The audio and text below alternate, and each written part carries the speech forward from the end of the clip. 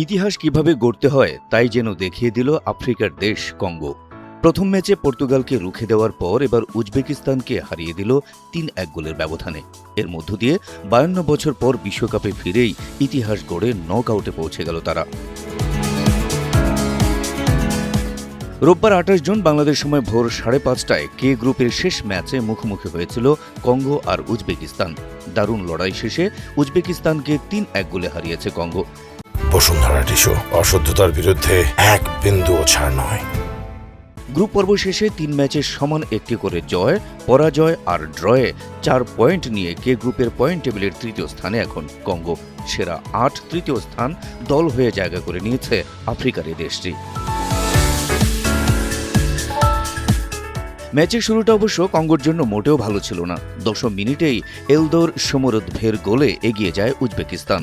দ্রুত আক্রমণ থেকে পাওয়ার সুযোগ দারুণভাবে কাজে লাগিয়ে দলকে ১-০ ব্যবধানে এগিয়ে দেন অভিজ্ঞ এই ফরোয়ার্ড। গোল হজমের পর ম্যাচে ফিরতে মরিয়া হয়ে ওঠে কঙ্গো। প্রথমার্ধে একাধিক আক্রমণ গড়লেও উজবেকিস্তানের রক্ষণ ভাঙতে পারেনি তারা। ফলে পিছিয়ে থেকেই বিরতিতে যেতে হয় আফ্রিকার দলটিকে।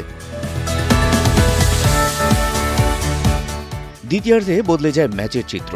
আক্রমণের ধার বাড়িয়ে একের পর এক সুযোগ তৈরি করতে থাকে কঙ্গো।